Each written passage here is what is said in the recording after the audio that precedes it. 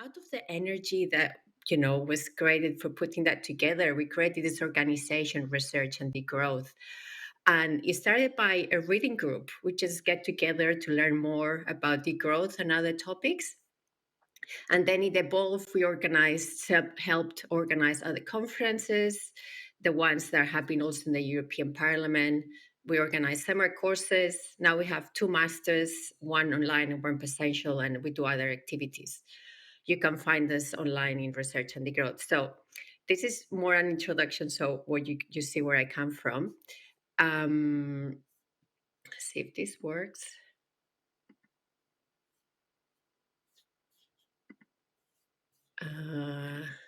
Yeah, sorry, I'm clicking my introduction. So I want to start by acknowledging what Sarah and Jack already said. We live in a context of climate crisis. There's huge biodiversity loss, growing inequality. The climate crisis is here, it's happening, and there's so many people, activists, climate, concerned people, battling for the governments to react. And what is the solution proposed by these governments? Governments are telling us that we can have green growth, that we don't need to change our consumption, our living standards. We just need to grow better. We can have circular economy, cradle to cradle, sustainable development. So it's all about the right technology and the right design. But because there's many buts in this green growth illusion, is that all this, I'm going to give you two buts. One is that all this is based on the idea of decoupling, the idea that we can carry on growing GDP, but this can be decoupled from energy and material consumption and emissions that will go down. So this is possible. It's happened, but it's extremely slow. And if we actually continue usual growth as we have now, we must decarbonize at 11% annually. Only 18 countries of the OECD, of the 36 of the OECD, have managed to reduce emissions by 2.4%, very far from the 11%. This is averaging between 2005 and 2015. Because fighting climate change with economic growth is like running up an escalator that is going down and accelerating going down. It's a lot more difficult. And the other problem I have with green growth is that this idea is based on the idea that we can have 100% renewable future, and this 100% renewable future needs a lot of minerals. We need lithium, cobalt for batteries, for electric vehicles, for solar and wind energy, and this will multiply up to 12 times the production of many minerals. Can you even imagine what this means in terms of extraction in the territories when this might happen? Especially, obviously, like always in the global south, the conflicts that this is going to create and is creating already. But that's not only the biggest problem. The biggest problem is that the expected accumulated demand will be higher than the reserves of actually 12 of these critical minerals. We have tellurium, indium, tin, silver, gal, lead, zinc, manganese, nickel, copper, molybdenum, and cadmium. We don't have enough of these minerals. There's just not enough reserves of them.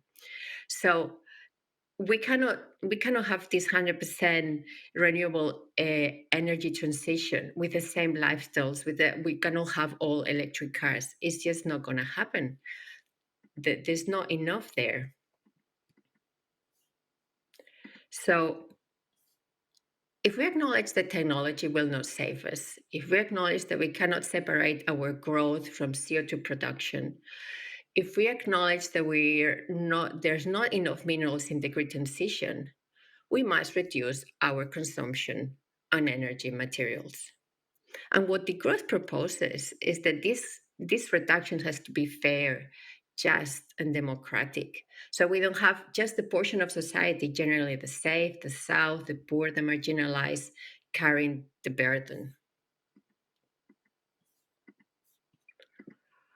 So Degrowth makes the case that we have to produce and consume differently and less, and that this reduction should be shared and distributed more fairly. And it will imply changes to our life, yes, but this actually might make us happier. We could have more meaningful lives. And this is going to require new values and new institutions. And this change in values is the real challenge that we're facing. Um, I'm going to run you through the different dimensions of degrowth. There's various sources and dimensions in degrowth. One is ecology, bioeconomics, ecological economics, which is basically a bit what I've explained until now, and it studies the flow of materials and energy on the planet and analyzes how we go here and how to get out of here. Another dimension is anti-utilitarianism. It's the criticism that we're all the same, that we are these homo economicus that the orthodox economics paints us to be. That we're guided by personal interests, that we're genetically programmed to always want more. The growth has a broader vision of who we are. We like gifts, we like reciprocity, conviviality, social relations are more important for us. And this is very close to the idea of happiness and well being. We don't need all this growth to be happy. There's the Easterlin paradox, which is a very well established theory that shows how rich countries, for example, in the Northern Europe, have had GDP growth for a long time. But over the 70s, happiness actually stagnated and even went down in certain countries because growth actually inflates expectations. And eventually, this increases frustration. How many times we just have too many things to choose from, which just creates anxiety. Because well being and happiness, as Sarah was saying, it's about the relational goods, the caring, the non materialistic goals that we have. And this is very linked also to the idea of the commons and the common management of resources. Because commoning is a process through which people collaboratively create, sustain, and manage and enjoy shared resources. There's a movement to reclaim the commons. It can be healthcare, cultural knowledge, utilities, public spaces, because practicing modeling this shared governance on the local scale is very important because it builds the capacity when we actually have bigger challenges to manage, for example, the global commons like air or water. And this is very linked to the idea of democracy. The idea that we want a more democratic society, this idea that we have, we get chosen every 4 years, we get to vote. Then what are we really choosing? We don't get to discuss and have meaningful conversations about what can happen in our societies, and that could have an impact on how we actually decide and make decisions in managing the commons, for example. And this is also linked to the idea of ecofeminism. Ecofeminism is a system movement on degrowth. We're learning a lot from them. One way we're learning is through the methods they use. It's about how we behave, how we communicate, because in a more democratic and commonized society with lots of forums of communication, we need to be aware of power relations within us and how we manage them. And we're also learning from them politically because it's about putting life at the center of decision making, realizing how capitalism has appropriated the work and bodies of women, of vulnerable people, immigrants, and has put them to work for their benefit. So it is about make them visible, revalue life, put care and the sustaining of life at the center of our economic system. And this is very linked again with justice and equity. It's about visibilizing all the injustice, the local and the global, and try to repair them through policies, through radical redistribution. And especially with the global south, acknowledging all this colonialism and development that's been imposed of them. So it's not only about a compromise towards global and reparative justice through, for example, the Jubilee of Debt, but it's about the recognition of the ongoing Western domination of the development model, of our dependence of the extractivism from the global south. It's actually perpetuated this so-called development model, and of the domination of Western science and Western way of thinking and seeing. So we need to actually recognize this and give space to more knowledges and ideas in the way we think, we take decisions, we do science. I've been loving these introductions in Maori culture. Really beautiful. So here, I think you're probably closer than us in Europe. Um, so So, what does this mean in practice? There's a lot of policies that have emerged out of the degrowth idea. There's one of, in the context of the climate crisis, we actually have to reduce sectors of economic activity that are ecologically destructive and offer little of any social benefits. We could start by stop subsidizing or investing in polluting activities, so fossil fuel related activities, industries like single-use plastic, beef production, marketing and publicity that promote growth and consumption, and invest instead in medium and small scale solar and wind energy, low energy transport and agriculture. And this has to be accompanied, like I said, by a reduction in energy consumption. The EU is actually studying a way to reduce the carbon footprint and consumption of the European Union. And when dirty and socially unnecessary industries close down and the aggregate economic activity actually contracts, unemployment can be prevented by work time reduction. We can shorten the working week. We can redistribute labor.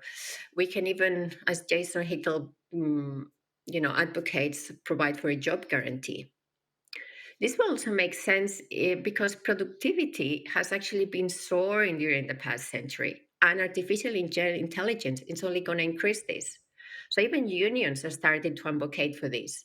This report I have here, it's by European Trade Union Institute that it's advocated and looking into this. And if we reduce working hours, it might imply a reduction of salaries. It's not necessary, but it could happen, at least a small reduction. And this has to be compensated because we want all members of society to live with dignity and health. So this can be with a basic income or a care income that recognizes the unpaid contribution of work that society does. Or some argue it's better to actually provide for essential services such as healthcare, education, affordable housing, transport, utilities. Economists at the London University's Global Prosperity Institute have developed a plan that guaranteed housing, food, transport, and internet access that will cost the equivalent of 2.3% of UK's GDP, an amount that could be raised by eliminating two-thirds of the tax breaks currently available. So,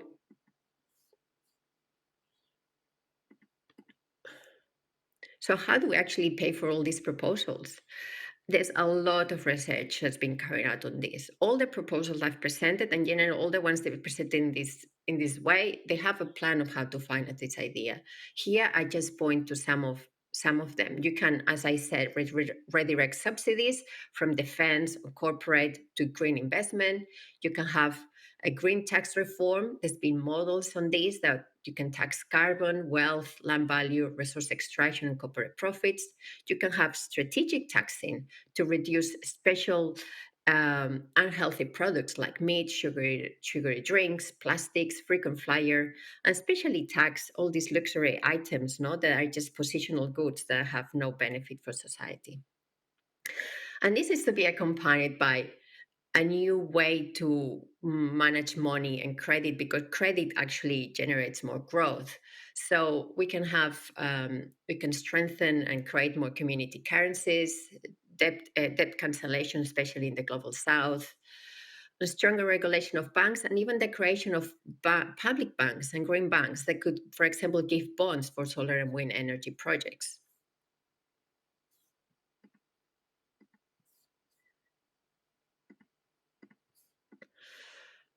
So, how are we going to do all this? No, do we want revolution or reform? No, that's the classical questions. Well, we actually think they're all strategies are important. For us, perhaps the most important are our day-to-day actions. We can support communal food gardens, agroecology networks, communal housing projects, shared transport, shared care projects, because supporting the community economies is how we can start strengthening all these degrowth identities and common senses that need to start changing. So, and also, even if it's not in the commons, any activity that we do, any part of our day-to-day activism, when we take a bike, when we take the train instead of the plane, when we, the boat. We need to voice all this as part of a deeper transformation, because we need to make all these actions political. Another important strategy is transform or hijack or create new political parties, because political parties can propose policies that start transforming society, especially that sector of society that doesn't want to change. And finally, a very important strategy is the support protests, uprisings, strikes, because this can create disruptions in the system and open up spaces for transformation. And what is very important for the growth, especially, is to create alliances, because we are not the only radical alternative in pursuit of human well-being and justice. There are many other worldviews and concepts in the world that can be trained with the growth. We have Buen Vivir in Latin America, Sawaraj in India, Ubuntu in Africa. Tim will introduce eco-socialism. So we just need to make, alliances, as Jack was saying, no? Focus on what we can agree. And a key alliance I think we need to develop is with workers. Workers have been realizing for a while now that capitalism does not care for them, and that they need to protect the environment where they live, and they need to also engage with the energy transition and collaborate to create jobs in this transition for them, and for a just transition. So we need to work with them in this way. And just finishing now, um, with my vision for the growth. For me, the growth is a place where we have less stuff. It might mean this might mean we need to share, for example, computers, tools, washing machines. We will have more bicycles. We will travel less. We'll have holidays nearby, and we will work less. We have more time to practice democracy, managing the commons. We can have collective decision making about the things that we want. I might say that not everybody likes this. My husband hates this idea, but I think we certainly will have more time to enjoy time with friends and family in the outdoors, to care for the environment and reconnect with the environment. And importantly, I think to say again is that the changes that come with the energy transition, the important thing is that they don't hit the poor and the marginalized again the most. They shouldn't be the ones in the receiving end of all the green extractivism and the solar and wind energy projects. We need to allow them to decide what happens in their lands. And this might mean less extractivism and less solar and wind energy, which again leads to less consumption. But it might also mean that we have to accept all this happening closer to us in our lands. I will end by saying that the growth does not have a theory or a plan of action. It's just a work in progress. I think Jack was saying that, or Sarah. The growth is in continuous evolution.